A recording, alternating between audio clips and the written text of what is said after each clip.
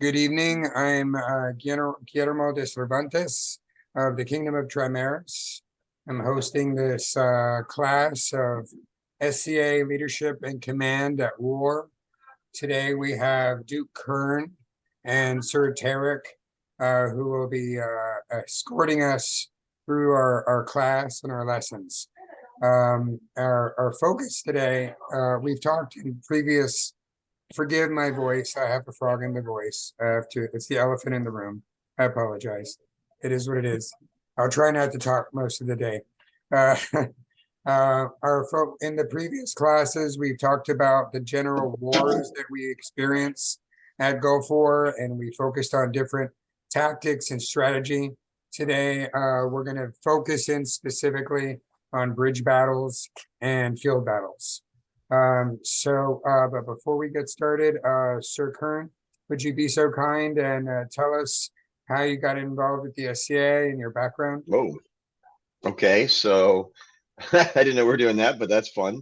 I was coaching high school baseball, and we were in the park because you were only allowed to do a certain number of practices during the year because kids are supposed to be in school, and so it was voluntary, right? And so we met in the park. And after I said goodbye to all the kids, there was these guys dressed in armor and looked like nerds and my kind of people. And I ended up go after all the kids left and the parents left. I walked over to the guy who would become my knight, Duke Llewellyn, and my roommate, Sir Terrell, and my squire brother. I met all these guys at the same day, and Sir Kane and William and that's how I got started. That was October of '91. So, hi, Mia. So that's how I got started in the SCA. It was, and I haven't really taken a break other than, ACL repairs or something like that. I like it too much. I like sword fighting. So. And how many times have you been crowned at this time? 4. Okay. Yep. All right. Is there anything you want to talk about regarding your history as a duke Um, or as a general? I mean, my experience being in command, in Trimaris, I've been in command for, lots of in-kingdom activities. Tarek and I actually design a lot of, lately we've been in charge of designing a lot of the scenarios, and I really enjoy that. And I always struggle with designing, and I'm like, I want to play in that. So sometimes I should stand back and let it happen, but it's I'm greedy and I want to play. So with respect to being in command, other than locally at a larger scale, I've been in command at Gulf Wars of 2 ravines and 2 individual field battles. Usually we run 3 to 5. So I've done 2 field battles. And one of the crowns I wanted to fight in just because, I wanted to be in charge of the field battle. That was, I'd done it once before, but I wanted to do it again. I've been 2 forts I've been in charge of and co-commanded on 2 other ones. And I've been in charge of 2 bridges. And I don't know, I definitely follow my knight's mantra of when you walk into or you step up to the field and everybody's around and getting ready to go, I definitely fall into, if no one is taking charge, then I must be in charge. And I've done that plenty of times, but if someone else is in charge, I'm happy to follow orders. So do you want me to go into my stuff, or do you want Tarek to introduce himself too, or is that going to come Thank you. later? Yeah. Yes, thank you. Okay. So Tarek, can you tell us how you got in the SCA and your history in the SCA? Sure. So I started in the East Kingdom in 1986 or 87. I was brought into kind of a local shire meeting by an ex-girlfriend and really had a lot of fun. To be honest, I kind of joined the SCA more as a social outlet. I really never wanted to fight. I started doing archery and became a rather skilled archer, still didn't want to fight. And my friend Maxon talked me into trying it at a local fighter practice. He had a suit of blue plastic scale mail that went like all the way down to my ankle. And he's like, put this on, you won't get hurt. There's no way anybody can hurt you through this. And I tried it once and really enjoyed it and decided, okay, I guess I was wrong. I guess I do want to fight.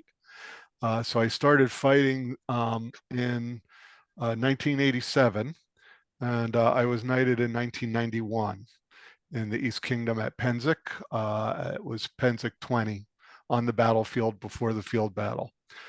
Somewhere around the early 2000s, I became the Baron of Setmore Swamp in the East Kingdom, which when I stepped in had no fighting unit at all. They had had a fighting unit in the past, but when their previous Baron stopped fighting, the fighting unit kind of fell apart.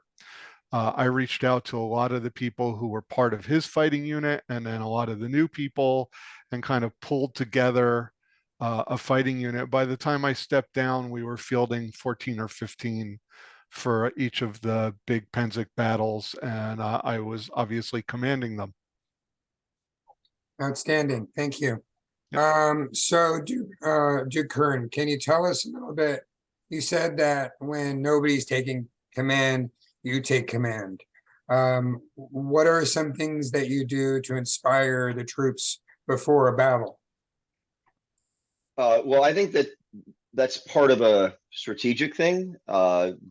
But you know, any good commander is going to take a look and see who he has with them. You know, what kind of troops he has, what type of soldiers, what they've brought, maybe what they're good at, and you know, I try to make it fun.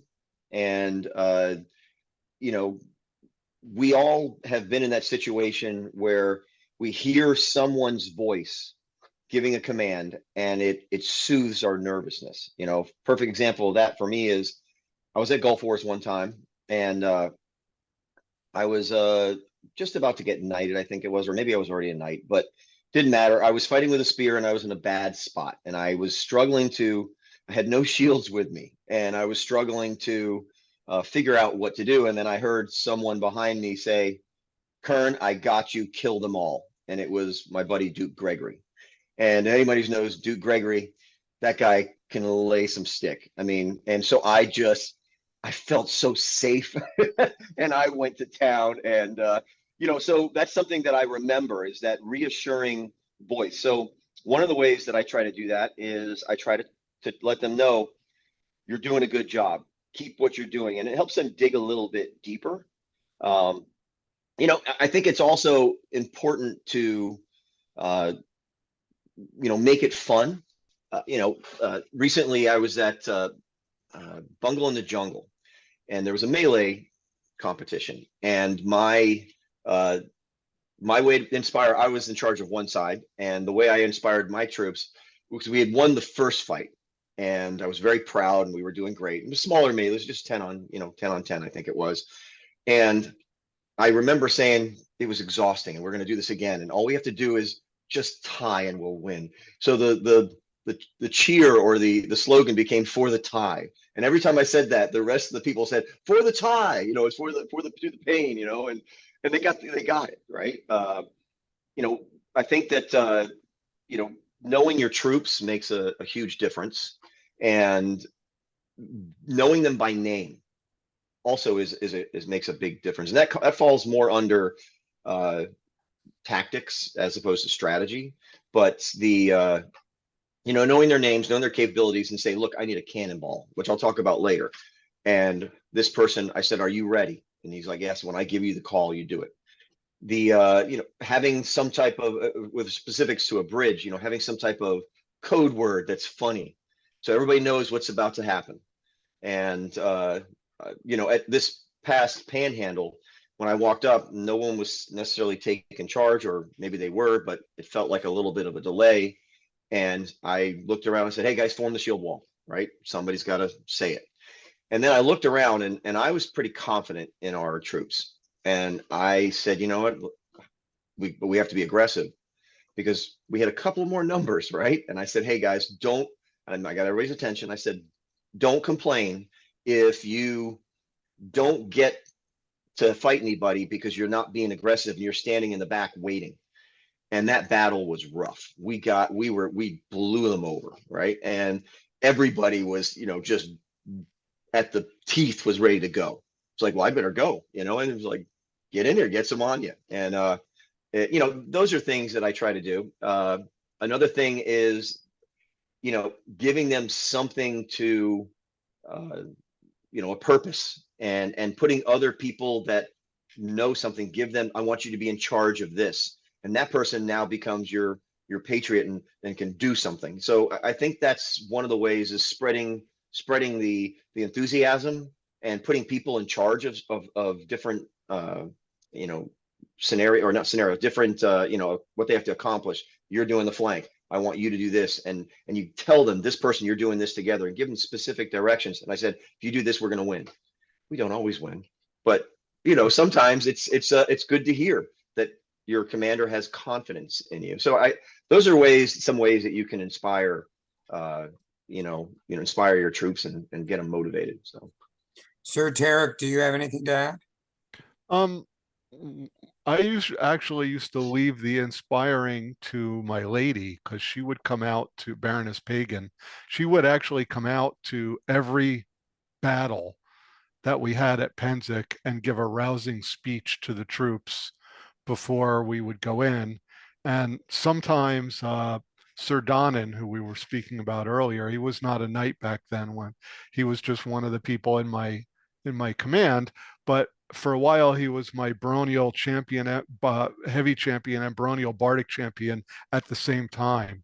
And he would write incredibly inspiring, like Viking saga like prose, and read it to the troops before we would go into battle. And we would be like, rah! I mean, just so pumped up from either my lady, like she'd always give a speech and finish with like, F them up. And would just get everybody all pumped. Exactly. Yeah. And Donnan was just so eloquent with his poetry that that's what we did most of the time. I also would make sure after every battle to call out people who did amazing things, because when you show people that you appreciate what they did, even if it's a simple thing like, man, when I said charge and started to go, I didn't realize how hungry you guys were. You were a half a step ahead of me when we hit the line. I was really impressed. And just saying things like that build people up. And when you get that kind of relationship with your troops, they'll do anything for you. Yeah.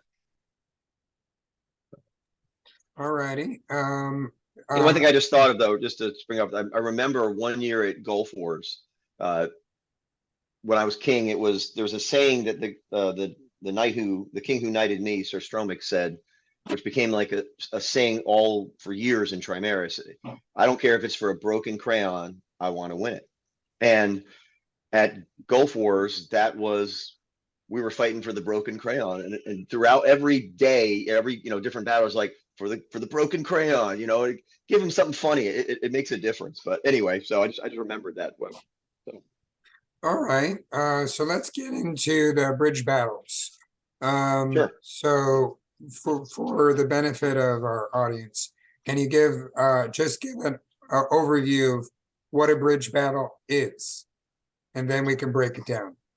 So a bridge battle is basically what it sounds like. You're on a bridge. If you fall off the bridge, whether you're pushed or you lose balance and you're dead, you can get killed, and it depends on the conditions of victory.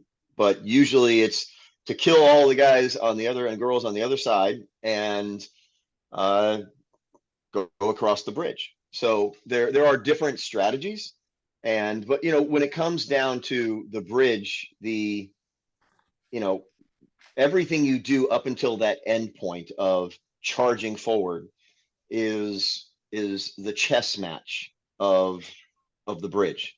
And when I think of the field battle, the field battle to me is much more difficult to. Did we lose somebody? No, somebody's loading a whiteboard. Oh, Gotcha. So to me, a field battle is much more random. It is it's harder to account for things. In a bridge battle, you have a controlled environment, and there's only so many things you can do in that controlled environment. So the basic idea of a bridge is that you are trying to get across and get to the point where you have the numbers to charge forward and kill the remainder of your opponent. And there's a bridge is, you need to, in a field, you need to know your individual troops much better. In a bridge, you're plugging people in and basically playing the chess match. And the way I describe the chess match is based on something that I saw when I was in charge of the bridge one year. So one year at Gulf Wars, when I was in charge, at Gulf Wars, we have two smaller bridges, which are 9 feet wide, and a bigger bridge, which is 18 feet wide.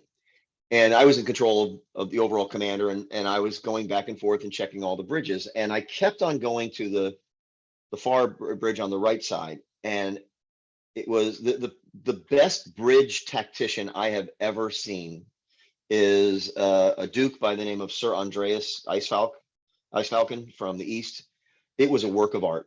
And I called him up after war was over, and we had a big discussion, and he tried to describe the way to win a bridge. And I took a lot of some of the things that he said, and that is how I try to win bridges now.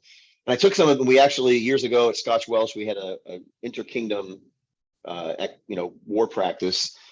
We would use those tactics to try them out at those venues. But it's basically rock, paper, scissors, and your scissors are your spears, and your rock are your pulse charges, and your paper is your shield wall. So another way you could make an analogy is your spears are your receivers, your running back is your cannonball pulse charge, and the offensive line is your shield wall. And until the end, the key to winning a bridge, in my opinion, is to try to win the time battle of having your spears up front with free range of motion, picking off their shield wall. So I've never been a fan of the grounded shield wall in front of spears, whether we have archery or not. Now, archery does require a little bit difference in your tactics, but it's the same plan basically. So, and the reason why I don't like having the shields grounded, there are times when I've called for it to stop a charge. It's great for that. But other than if you're skirmishing, and that's what skirmishing is, when your spears are out front and they're killing, that's the skirmish style. So when the idea is to maintain that as much as possible and that's your scissors against their paper. When they have their shield wall, you're basically getting free shots because you're 9 feet away plus the length of your arm, and you're getting free shots and you're killing the shields for free. And you may not kill that much of them, but remember, this is a war of attrition on the bridge. You're picking away, and eventually when you get the upper hand, then you can do that charge at the end. So there's a couple ways that you can win that chess match, which is alternating between the getting your spears up there and maintaining it, and sending in your rocks, which is your pulse charge. And one of the ways I like to do that is one of the things I watched Sir Andreas do, which is he had somebody ready. Somebody's sitting over there, and it's like, you're it. When I give you this command, that means I want you to charge and disrupt the spears. And the rest of the opponent's spears, the rest of the spears know that when this happens, they're picking them apart for free, because all their attention is on the rock, the cannonball guy who just charged across at the spears.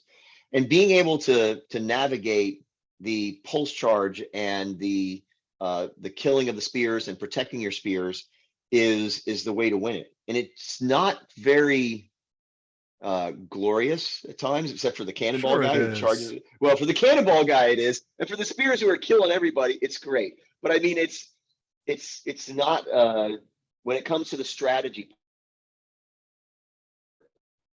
It's a lot of It's traffic control. right, and it's continuous traffic control as opposed to a field battle where you're regrouping all the time. So to me, a bridge is continuous observing the troops, and it's organic. And you have to say, okay, they're about to do this. This is our response. And if your troops are prepared, you respond quickly and say, shields up. And then you shields pull back. At this last Duke U, we had the melee sabbatical we did.